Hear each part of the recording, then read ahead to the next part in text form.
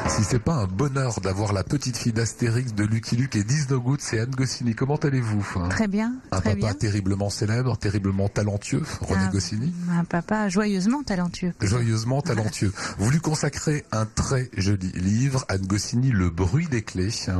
On va rester quelques instants forcément sur ce titre. Il a du sens, ce titre.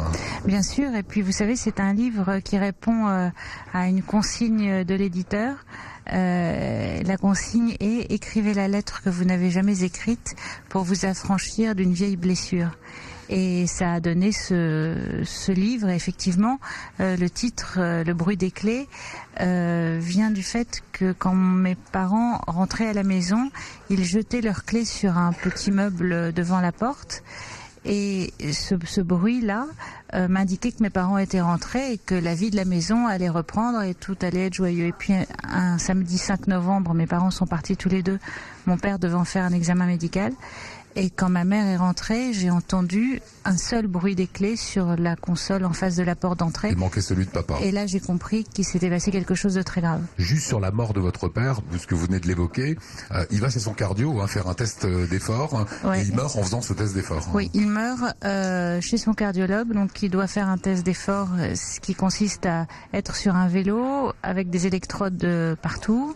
Et mon père décrit l'infarctus, il dit j'ai mal au bras gauche, il dit j'ai mal dans la poitrine, et le cardiologue lui dit monsieur Goscinny, encore 15 secondes, pédalez encore 15 secondes, j'ai pas de place avant longtemps, continuez, et il s'effondre et il est mort, comme ça. Vous racontez que votre papa meurt, vous avez 9 ans, quand vous avez 18 ans, vous irez revoir ce cardiologue. Absolument. Avec l'envie féroce de le tuer, quoi. Absolument, donc je suis allée le voir avec un grand manteau bleu marine et des grandes poches, et en lui disant voilà, j'ai un flingue dans une poche et je suis venue pour vous buter parce que vous avez foutu en l'air la vie de ma mère, vous avez quand même bien amoché la mienne et il n'y a pas de raison que vous surviviez. Voilà, vous avez eu 9 ans de sursis, maintenant c'est terminé.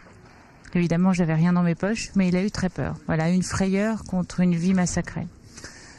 À la lecture de ce livre, il y a une chose qui est flagrante, c'est que vous n'avez pas fait le deuil. Et vous appartenez d'ailleurs à une génération où les enfants n'enterraient pas leurs parents. Vous n'êtes pas allé à l'enterrement de votre père, ça veut dire qu'il est toujours là. Vous ne l'avez pas vu partir complètement. C'est tout à fait juste ce que vous dites. Effectivement, ma mère a trouvé plus intelligent que je garde de mon père l'image d'un homme debout plutôt que l'image d'un homme couché dans un cercueil qu'on allait mettre en terre. Donc je n'ai pas assisté à cet enterrement, donc je n'ai jamais physiquement, réellement eu la preuve que mon père était bien mort. Ce qui a alimenté, vous imaginez, tout un tas de fantasmes pendant l'adolescence, justement. Je pense quand même que les choses auraient peut-être été plus simples si j'étais allée à cet enterrement. Mais à l'époque, c'était pas possible de parler comme ça. Vous évoquez aussi dans cette lettre à votre père, qui n'est pas un roman, et vous le précisez, vous évoquez aussi ce petit juif dont une partie de sa famille n'est pas revenue des camps. Oui, effectivement, mon père est né en 26 et en 1928, ses parents l'ont emmené en Argentine puisque mon grand-père travaillait à Buenos Aires. La famille paternelle, une partie est restée en Pologne. Donc eux sont partis, soit sont morts dans le ghetto, soit sont partis du ghetto. Et pour sa famille maternelle, eux ils sont restés à Paris et ils sont quasiment tous morts. Et quand mon père est rentré après la guerre, il les a cherchés. Et il a compris, bien sûr, mais ça a été très compliqué. C'était la part sombre dont on parle peu et que moi j'ai voulu évoquer parce que c'était difficile d'écrire un texte aussi intime sans aller dans cette direction-là. Vous êtes d'une maman goy, donc une maman qui n'est pas juive. Ouais. Vous vous sentez quoi ?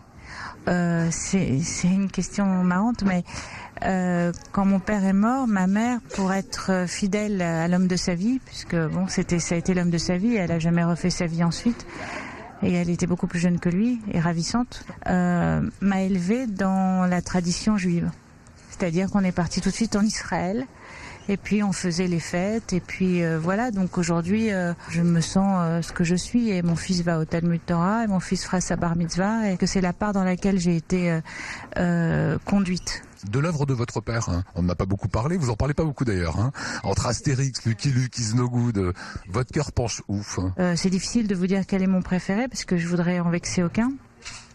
Je peux simplement vous dire que peut-être celui duquel je me sens le plus proche, c'est le Petit Nicolas. Parce que dans le Petit Nicolas, je me suis imaginé longtemps que mon père me racontait ses souvenirs à travers le petit Nicolas. C'est des souvenirs qu'il n'a pas eu le temps de me raconter. Donc je me dis voilà, les parents ils étaient comme ça, la maman peut-être elle faisait des tartes aux pommes. Enfin j'ai un peu fantasmé autour de ce petit Nicolas en me disant qu'il y avait forcément un peu de lui.